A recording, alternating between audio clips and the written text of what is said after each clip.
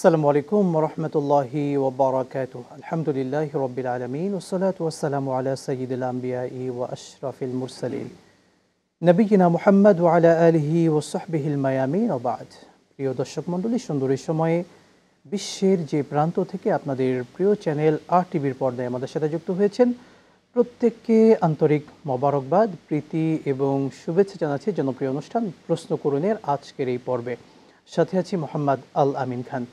প্রিয় দর্শক, অতিথি হিসেবে যুক্ত হয়েছেন বাংলাদেশের প্রখ্যাত ইসলামিক স্কলার, বিশিষ্ট ইসলামী চিন্তাবিদ এবং শিক্ষাবিদ ফদিলাতুল শেখ মোহতারাম মুফতি মাজহারুল ইসলাম, সম্মানিত খতিব, আম্বরশা কেন্দ্রীয় শাহী জামে মসজিদ, কারণ বাজার, ঢাকা। আসসালামু আলাইকুম ওয়া রাহমাতুল্লাহি ওয়া বারাকাতুহু। ওয়ালাইকুম আসসালাম ওয়া রাহমাতুল্লাহ। শেখ, ভালো আছেন? আলহামদুলিল্লাহ, শুকরিয়া। আপনি কেমন আছেন? আলহামদুলিল্লাহ, আপনাকে স্বাগত জানাচ্ছি আমাদের চমৎকার আয়োজনে। জাযাকাল্লাহ খাইর। প্রিয় দর্শক মণ্ডলী, ইসলামিক যে কোনো প্রশ্ন করতে আপনার স্ক্রিনে দেখানো নাম্বারে ফোন করে জীবন ঘনিষ্ঠ ইসলামিক যে কোনো প্রশ্ন করুন। কোরআন সুন্নাহর আলোকে ইসলামের প্রত্যেকটি বিষয়ের সমাধান দেওয়া হবে আমাদের আয়োজন থেকে ইনশাআল্লাহু তাআলা। আজকে আলোচনা করব রাষ্ট্রীয় সম্পদ সংরক্ষণে আমরা জনগণ হিসেবে আমাদের দায়িত্ব কী কী, ইসলাম কি শিক্ষা দেয়, সেই বিষয়গুলো জানবো ইনশাআল্লাহু তাআলা। সে প্রথমে জানতে চাওয়া, রাষ্ট্রীয় সম্পদ অর্থাৎ দেশের সম্পদ সংরক্ষণে আমরা নাগরিক হিসেবে আমাদের উপর কী কী দায়িত্ব ইসলাম কি শিক্ষা দিচ্ছে, আমাদেরকে জানাবেন। জি, আলহামদুলিল্লাহি রাব্বিল আলামিন ওয়াসসালাতু ওয়াসসালামু আলা সাইয়্যিদিল মুরসালিন ওয়া আলা আলিহি ওয়া সাহবিহি আজমাইন, আম্মা বা'দ। দেখুন, আল্লাহ তাআলা কোরআনে ইরশাদ করেছেন, ফামান ইয়া'মাল মিসকালা যাররাতিন খায়রান ইয়ারা ওয়া মান ইয়া'মাল মিসকালা যাররাতিন শাররান ইয়ারা। যে আল্লাহ তাআলা কিয়ামতের দিন প্রত্যেকটা মানুষের পূর্ণাঙ্গ পুঙ্খানুপুঙ্খানু হিসাব নেবেন। এই ক্ষেত্রে সবচাইতে কিছু কিছু বিষয় রয়েছে যেগুলো আল্লাহ তাআলা রাষ্ট্রীয় হক রয়েছে, যেগুলো সমস্ত বান্দাদের হক। এই জায়গায় যেমন রাষ্ট্রীয়ভাবে যখন কোনো একটা স্থাপনা তৈরি করা হয়, সেটা কিন্তু রাষ্ট্রের প্রত্যেকটা নাগরিকের যে টাকাগুলো রাষ্ট্রের কোষাগারে জমা হয়, ওই জায়গা থেকে কিন্তু ওই কাজগুলো করা হয়। তো ওই জায়গাগুলো, এই রাষ্ট্রীয় সম্পদ তখন আমভাবে সমস্ত মানুষের হক হয়ে যায়। তো সমস্ত মানুষের হক যেরকম, সমস্ত মানুষের এটাকে দেখভাল, এটাকে রক্ষণাবেক্ষণ, এটাও কিন্তু মানুষের আবশ্যিক হয়ে যায়। একটা দেখুন, আবশ্যিকতা, আরেকটা হলো স্বাভাবিকতা।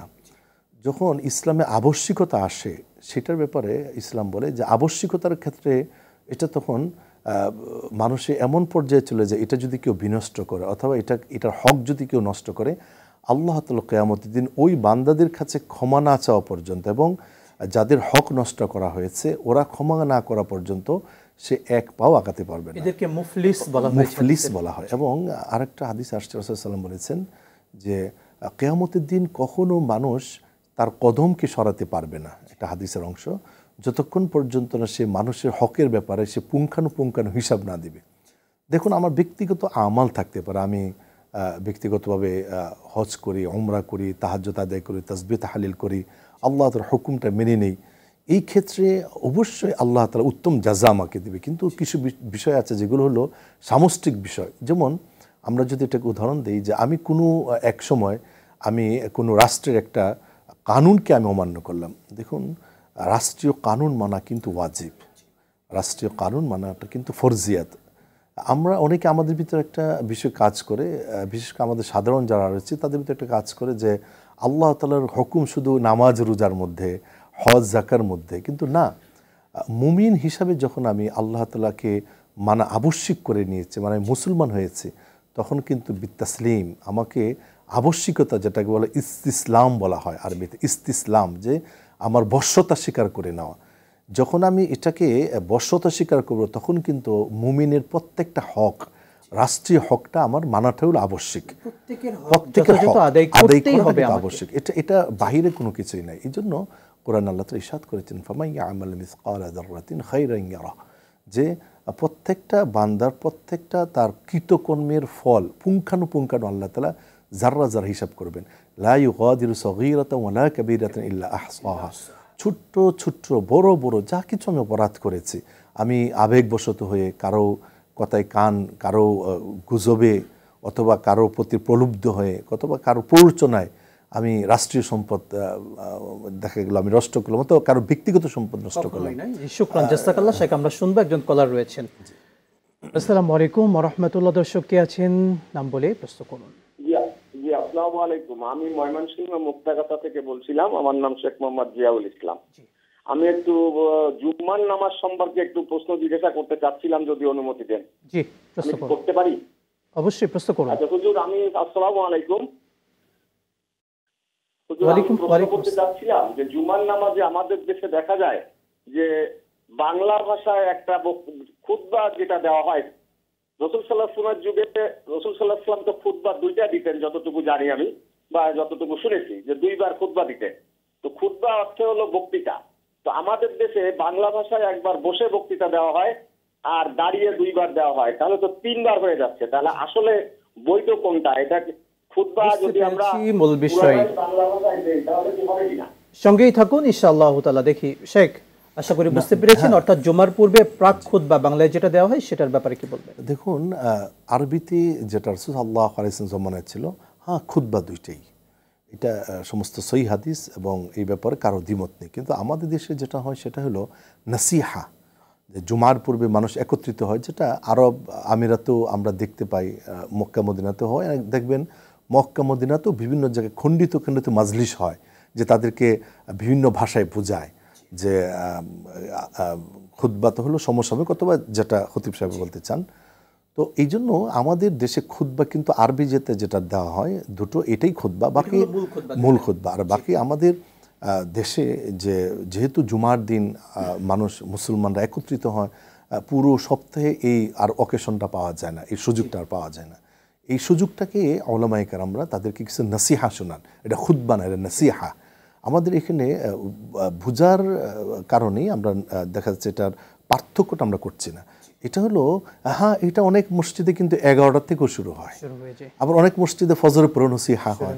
এটা পূর্ণাঙ্গ কিন্তু একটা নসিহা। আর আমাদের দেশে আনুষ্ঠানিক খুতবা কিন্তু যেটা যখন সে দ্বিতীয় আজান দেয়, দ্বিতীয় আজানের পর থেকে কিন্তু আনুষ্ঠানিক খুতবাটা শুরু হয়। রাসূল সাল্লামের আনুষ্ঠানিকতা ওটাই ছিল যে দ্বিতীয় আজানের পর, যেটা হযরত ওসমান রাদিয়াল্লাহু আনহু মানুষ ব্যাপক হওয়ার কারণে যেন মানুষ সুশিয়ার হতে পারে খুতবা শোনার জন্য, তো এই জন্য দ্বিতীয় আজান থেকেই খুতবাটা শুরু হয়। আর এটাই খুতবা বলা হয়। এটা হলো জুমার মূল পাঠ আমরা বলতে পারি। আগে যেটা এটা নসিহা, অনেক মসজিদে হয়, অনেক মসজিদে হয় না। প্রত্যেক শুক্রবারে আমরা অনেক জনসংখ্যক পাচ্ছি, মানুষ একত্রিত হচ্ছে, তাদেরকে কিছু বাংলা ভাষায়, আমাদের ভাষায় কিছু কথা বললাম, নসিহা এবং করলাম। এটা কিন্তু সব মসজিদে হয় যে তা না, তা না। কিন্তু কিছু কিছু মসজিদে কিন্তু হয় না। কিছু কিছু মসজিদে দেখা যাচ্ছে যে অনেক আগেই হয়ে যায়, তার পরবর্তীকালে একটা বিরতি হয়, তার খুতবা দেওয়া হয়। এই জন্য এটাকে আমরা কোনো মসজিদ আবশ্যিক মনে করি না।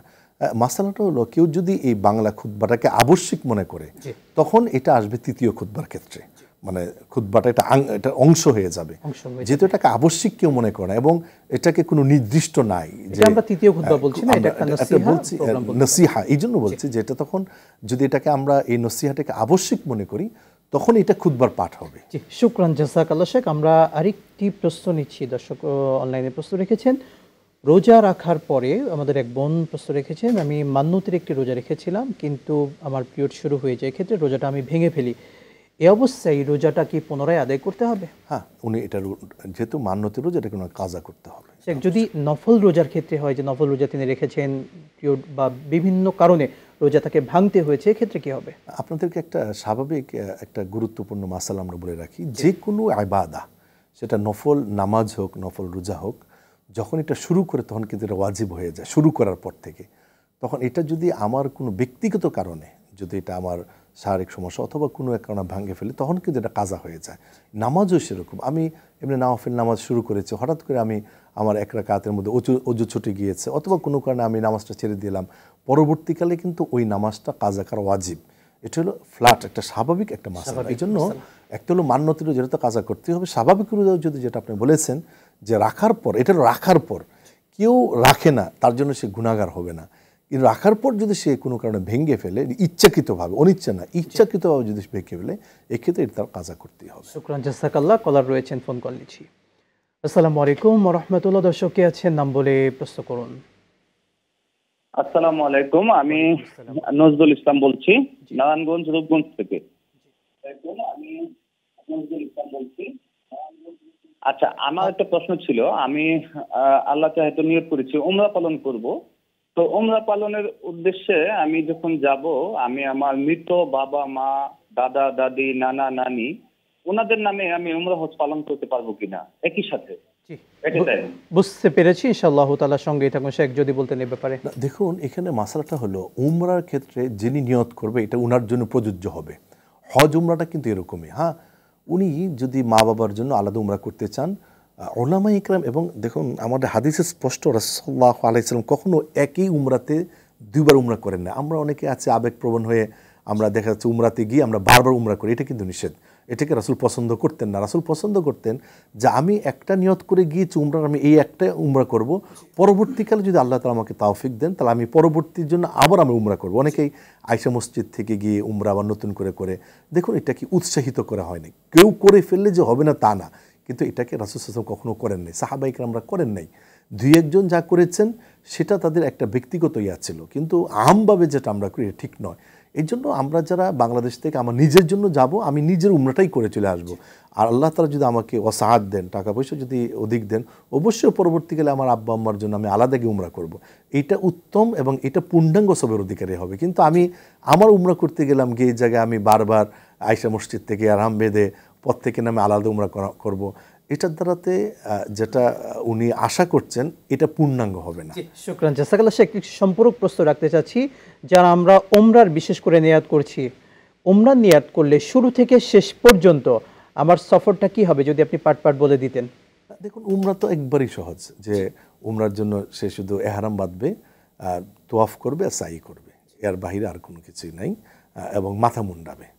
হ্যাঁ, এটাই হলো উমরার মানে ওয়াজিবাত, এবং এটার দ্বারাতেই উমরা আদায় হয়ে যায়, তোয়াফ আর সাই। আচ্ছা, উমরায় যাওয়ার পরে আমরা অনেক সময় দেখা যায়, অথবা হজের সফরে এমন হয় হোটেলে বসেও আমরা নামাজ পড়ি, এই চিন্তা করে যে হোটেলে নামাজ পড়লেও হয়তো বাইতুল্লাহ নামাজ পড়া সেই সওয়াব পাওয়া যাবে। প্রকৃতপক্ষে এই হোটেলে নামাজ পড়লে বাইতুল্লাহ চত্বরে নামাজ পড়া যে সওয়াব, সেটি কি পাওয়া যাবে কিনা? এটা আমাদের একটা ভুল ইনফরমেশন। অনেকে আমাদের অনেকেই কথাগুলো বলে থাকেন না ভাই। দেখুন, যেটা আল্লাহ তাআলা প্রতি রাকাতে 1 লক্ষ রাকাতে সওয়াব রেখেছেন, এটা আপনাকে ওই জামাতের সাথেই আপনার দাঁড়াতে হবে। এটা আপনি অনেক সময় আমরা দেখেছি, বিশেষ করে রমাদান মাসে এবং হজের মৌসুমে কাতার অনেক দূর চলে যায়। হ্যাঁ, যত দূর কাতার যাবে ওই জায়গায় যদি আপনি শরীক হন, তবে এখানে একটা শর্ত আছে। আমরা একটু আবেগপ্রবণ, দেখা যাচ্ছে অনেকেই এত দূর কাতার করে মাইকের আওয়াজ যে পর্যন্ত যায়, অনেকের ভাবনা যে আওয়াজ যে জায়গায় যায় ওই জায়গায় নিয়ত করলে মনে আমার এটার সাথে নামাজ হবে না। ভাই, একেবারেই মসজিদের ভিতর থেকে, তাওয়াফ থেকে, মানে যেখান থেকে ইমাম সাহেব দাঁড়ান ওই জায়গার থেকে যেটা আসল কাতার, ওই জায়গায় আমার শরীক হতে হবে। মাঝখানে যদি ইয়া থাকে, কোনো ফাঁকা থাকে, তাহলে আমি ওই যে সোয়াব, যেটা মূলত ফরজ নামাজের জামাতের, এই সবটা আমি পাবো না, নামাজ আদায় হয়ে যাবে। শুধু এটা ইয়ার জন্য, মক্কার জন্য খাস, যে আওয়াজ যে পর্যন্ত যাচ্ছে নামাজ হয়ে যাবে, কিন্তু আপনি ওই জামাতের সব এটা আপনি পাবেন না। শুকরান, জাযাকাল্লাহ। কলার আরেকজন রয়েছেন, দেখি আমরা। আসসালামু আলাইকুম ওয়া রাহমাতুল্লাহ। দর্শক কে আছেন, নাম বলে প্রশ্ন করুন। ওয়ালাইকুম আসসালাম ওয়া রাহমাতুল্লাহি ওয়া বারাকাতুহু। আমি ঝালকাঠি সদর থেকে বলছি। প্রশ্ন করুন। হ্যালো, প্রশ্ন করুন, আমরা শুনতে পাচ্ছি। প্রশ্ন করুন। আমি ঝালকাঠি সদর থেকে বলছি। আমার আপনার কথাগুলো অস্পষ্ট এসেছে, পুনরায় প্রশ্নটি করুন। আপনার কথাগুলো অস্পষ্ট পাচ্ছি, প্রশ্নটি পুনরায় করবেন।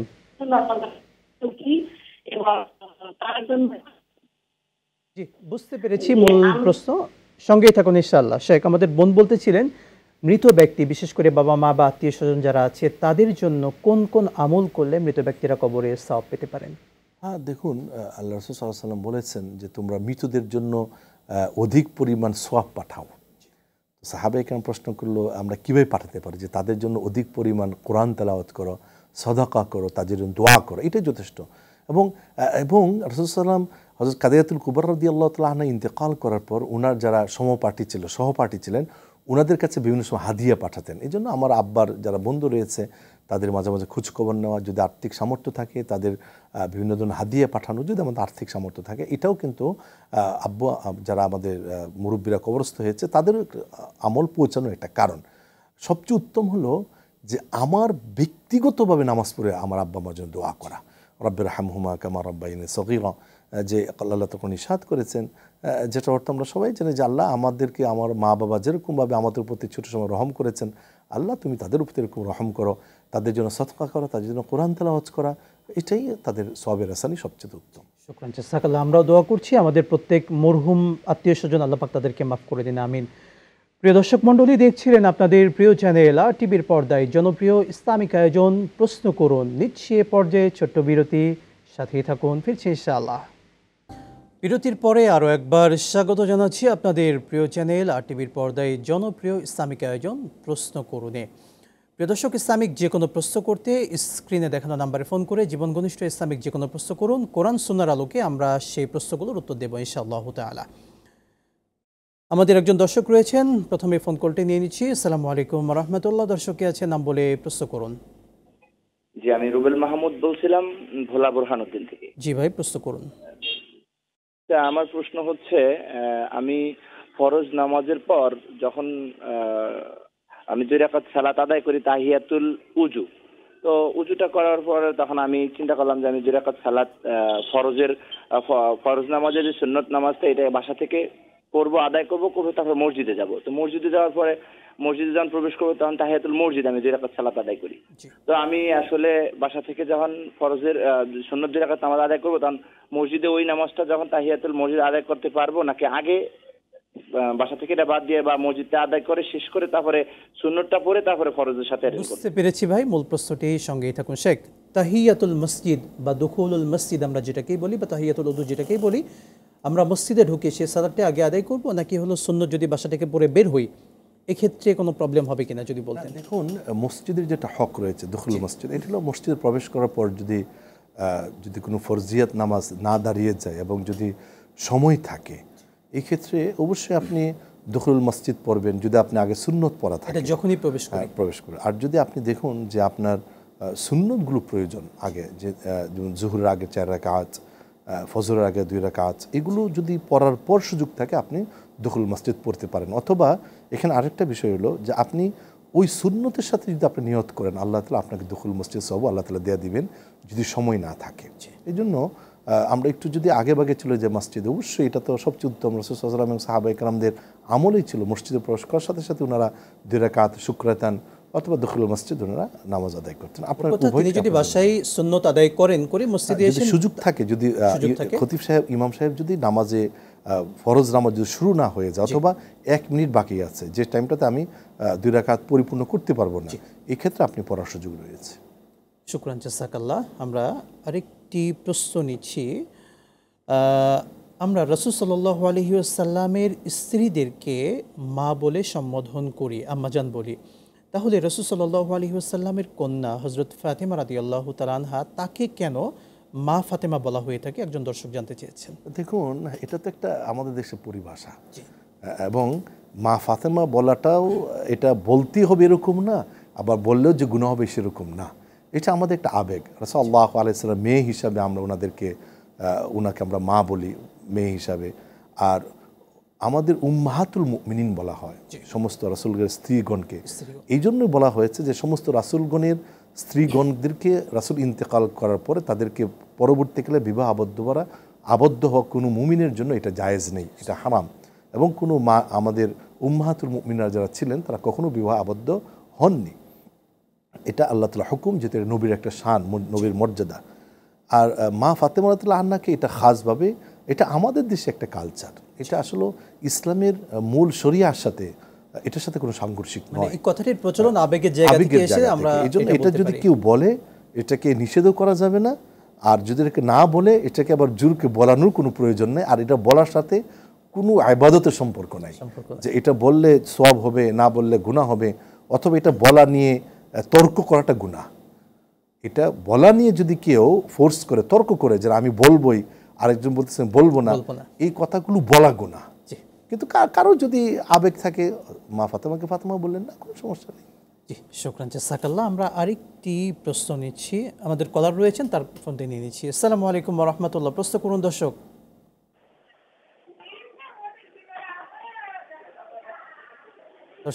প্রশ্ন করুন। আসসালামু আলাইকুম। ওয়ালাইকুম আসসালাম ওয়া রাহমাতুল্লাহ। হুজুর আমি বলতেছিলাম যে আমি প্রথমে নিজের ইচ্ছাকৃতভাবে আমি মানে বিয়েটা করি, ঠিক আছে। তো ওই তখন আমার দেনমোট ছিল আপনার 2 লক্ষ টাকা। পরবর্তীতে পারিবারিকভাবে সেই এক মেয়েকে আমি বিয়ে করি, তো সেটা করা হয় 1.5 লক্ষ টাকা। এখন আমি এটা পরিশোধ করব কিভাবে? একই বিয়ে, বুঝতে পেরেছি। শেখ, যদি এই ব্যাপারে আপনি বলতেন ইসলামকে। দেখুন, বিবাহটা প্রথম যেটা হয় এটাই বিবাহ। জি। পরবর্তীকালে যেগুলো হলো আনুষ্ঠানিকতা। জি। তো যখন আর বিবাহ হলো একটা হলো চুক্তি, কোনো একটা মেয়ের সাথে, এটাকে আরেক ভাষায় চুক্তি বলা হয়। আকদুন। আকদুন মানে আমরা যেটা আকদুন বলে, এটাকে অনেকে আংটি বলে, এটাকে মানে মানে যেটাকে বাধা বলা হয়, এটাকে চুক্তি বলা হয়। তো বিবাহর চুক্তিটা এটা একটা ব্যবসায়িক চুক্তির মতো। তো আমরা বিবাহের মধ্যে প্রথম যেটা চুক্তি হয় এটাই প্রযোজ্য, দ্বিতীয়বার বাড়ানো কমানো এটা প্রযোজ্য নয়। হ্যাঁ, তার স্বামী যদি কখনো আল্লাহ তাআলা তাকে যদি মালি ওয়াসাহাত দান করে, মালি সক্ষমতা দান করে, উনি দেনমোহরের বাইরে কিছু দিতে পারেন, কিন্তু দেনমোহরটা প্রাথমিক যেটা ওনার সাথে চুক্তি হয়েছে, উনি নিজে বিবাহ করুক অথবা পারিবারিকভাবে হোক অথবা কোনো কাজীর দরবারে হোক, বিচারকের সামনেই হোক, যেভাবে হোক, প্রাথমিক চুক্তিটাই এটা চূড়ান্ত। শেখ, একটু বলতেন, যদি কোনো কারণবশত প্রথম বিয়ে নষ্ট হয়ে যায় বা কোনো কারণবশত সেকেন্ড বিয়ে তাকে তার সাথে সেই স্ত্রীর সাথে পুনরায় করতে হয়েছে, যদি মাসালাগতভাবে এমন কোনো ব্যাপার দাঁড়িয়ে যায়, এক্ষেত্রে তাকে পুনরায় মহরানা নির্ধারণ করা লাগবে কিনা? দ্বিতীয় বিয়ের একই মানে মেয়েকে, একই কোনো মহিলাকে দ্বিতীয় বিয়ের করার জন্য তো কিছু শর্ত রয়েছে। শর্ত ছাড়া তো পরপর দ্বিতীয় বিয়ে হয় না। হয় সে তাকে তালাক দিয়ে ছাড়বে, সে ইদ্যত পালন করবে, আবার সে নতুন বিয়ে করবে, আবার নতুন চুক্তি হবে, আগে চুক্তি বাতিল। আর আমি একবার বিয়ে করলাম, তালাক দিলাম, পরের দিন আবার নিয়ে আসলাম, এইটা তো সম্পূর্ণ হারাম। এই সমাজে এটাকে খুবই ছোট করে দেওয়া হয়, দেখা হয় যেন কোনো রাগারাগির কারণে রাগের মাথায় 3 তালাক দিয়ে দিয়েছি। দেখা যাচ্ছে আমরা কোনো দরবারে গিয়ে আবার মীমাংসা করে দিয়েছি, আমরা সংসার করতেছি। দেখুন, সম্পূর্ণ হারাম। এবং রাসূল সাল্লাল্লাহু আলাইহি ওয়াসাল্লাম ধমকি দিয়েছে যে লানাতুল্লাহ, আল্লাহর পক্ষ থেকে লানত আসে ওই পরিবারে যে আল্লাহ তাআলা হুকুমকে বিনষ্ট করলো। এটা আল্লাহ তাআলা কোরআনের আয়াতের দ্বারাতে এই হুকুম। প্রশ্ন করে আশা করি উত্তর পেয়েছেন। জি, শুকরান, জাযাকাল্লাহ। আমরা আরেকটি কলার রয়েছে। আসসালামু আলাইকুম ওয়া রাহমাতুল্লাহ। দর্শক, নাম বলে প্রশ্ন করুন।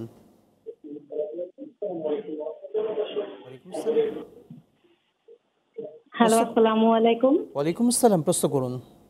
জি, আমি ঢাকা থেকে মৌ বলছি। প্রশ্ন করুন। আমার একটা প্রশ্ন, যে আমার হাজবেন্ডকে আমি অনেক বলি নামাজ পড়ার জন্য, প্রত্যেকটা ওয়াক্তের নামাজ, বা বলি যে আল্লাহর কথা আছে নামাজ পড়ো, সে তো কোনো কিছুতেই আমার কথাটা সে রাখতে চায় না, কিন্তু বলে যে হ্যাঁ আমি পড়বো, কিন্তু পড়ে না। তো আমার কি করা উচিত? বুঝতে পেরেছি ইনশাআল্লাহ তাআলা। বিরতির পরে আমরা আপনার প্রশ্নের উত্তর দেওয়ার চেষ্টা করব ইনশাআল্লাহ তাআলা। সঙ্গেই থাকুন। প্রিয় দর্শক, সময় হয়েছে এই পর্যায়ে ছোট্ট বিরতির, সাথেই থাকুন। আবারও ফিরছি ইনশাআল্লাহ।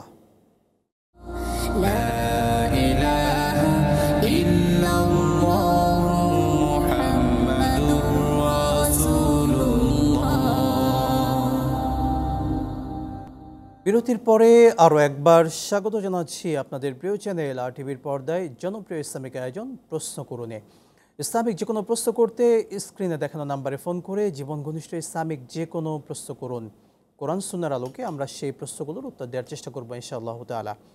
শেখ, বিরতির পূর্বে আমাদের এক বোন প্রশ্ন রেখেছিলেন, তিনি তার হাজব্যান্ডকে সবসময় নামাজ পড়ার জন্য বারবার বলেন, এরপরেও হাজব্যান্ড নামাজ পড়ছে না বা পড়তে চান না, একটা অবহেলা কাজ করছে, তিনি স্ত্রী হিসেবে এক্ষেত্রে কি করতে পারেন? স্পষ্ট হাদিস, বাইনার রাজুল ওয়া বাইনাল কুফরি তারকুস সালাহ, যে কুফুর এবং ঈমান মানুষের মধ্যে পার্থক্য হলো নামাজ। যারা নামাজ পড়ে তারা হলো ঈমানদার, তারা মুসলমান। যারা নামাজ পড়ে না তারা কুফুরের সাথে সম্পৃক্ততা। যদিও ওলামায়ে কেরামরা এই হাদিসের ব্যাখ্যা করেছেন যে কেউ যদি ইচ্ছাকৃতভাবে নামাজকে লঙ্ঘন করে অথবা অস্বীকার করে তাহলে সে কাফের হবে। কিন্তু ভাই দেখুন, কিয়ামতের দিন আউয়ালু মা তুহাসাবু বিহি ইয়াউমাল কিয়ামা, কিয়ামতের দিন সর্বপ্রথম আল্লাহ তাআলা নামাজের হিসাব নেবেন। এবং কি অনেক ওলামায়ে কেরাম এই হাদিসের ব্যাখ্যায় বলেছেন যে কাউকে বারবার তাকাজা দেওয়ার পরেও যদি কোনো স্ত্রী অথবা স্বামী নামাজ না পড়ে তাদের বৈবাহিক সম্পর্ক নষ্ট হয়ে যায়, কারণ কুফুর এবং ঈমান কখনো একসাথে থাকতে পারে না। এই জন্য তাকে অধিক পরিমাণে নসিহা করা। যদি এটাও না মানে, ইসলাম আপনাকে অপশন দিয়েছে যে আপনি তার কাছ থেকে দূরে সরে যাওয়া। এত কঠিন নামাজের ব্যাপারে ধমক দিয়েছে। আমরা নামাজের ব্যাপারে দূরে সরতে চাই না, অথচ আমরা টাকা পয়সা অথবা খাবারের মধ্যে কোনো কমি হইলে আমরা সেপারেট হইতে চাই, কিন্তু আসলে সেপারেট হওয়া দরকার ছিল নামাজে। কারণ ক্ষুধার্ত থেকে শরিয়া, স্ত্রী ক্ষুধার্ত থাকবে, স্বামী তার চেষ্টা করার পরেও যদি তার ইনকাম কম থাকে, এই ক্ষেত্রে স্বামীকে ছেড়ে যাওয়ার কোনো অপশন নাই। কিন্তু যদি স্বামী ইচ্ছাকৃতভাবে নামাজ না পড়ে, এই ক্ষেত্রে অটোমেটিক অনেক, উসাইমিন রহমতুল্লাহ আলাই এই যুগের একজন প্রখ্যাত উনি বলেছেন, ওনার একটা কৌল হলো যে কেউ যদি ইচ্ছা করে নামাজ ছেড়ে দেয় এবং অলসতা করে, তার ইমানই থাকবেন এবং সাথে সাথে বৈবাহিক সম্পর্ক নষ্ট হয়ে যায়। আল্লাহ তাআলা আমাদের সেই হাজবেন্ডকে, বোনের হাজবেন্ডকে বোঝার তৌফিক দিন। আমরা বোনকে বলবো, আপনি এই প্রোগ্রামটি RTV Islamic show Facebook page কিংবা ইউটিউবে পেয়ে যাবেন। প্রোগ্রামটি আপনার হাজবেন্ডকে দেখাবেন, আমাদের আলোচনাটা তিনি শুনতে পারবেন। আশা করা যায়, আমরা দোয়া করছি আল্লাহ তাআলা তাকে সঠিক বুঝ দেবেন, তিনি নামাজি হবেন ইনশাআল্লাহ তাআলা। শেখ, আমরা আরেকটি প্রশ্ন নিচ্ছি, আমাদের দর্শক আছেন, ফোন কল নিয়ে নিচ্ছি। আসসালামু আলাইকুম ওয়া রাহমাতুল্লাহ। দর্শক কে আছেন নাম বলে প্রশ্ন করুন। হ্যালো, আসসালামু আলাইকুম। ওয়া আলাইকুম আসসালাম ওয়া রাহমাতুল্লাহ। প্রশ্ন করুন।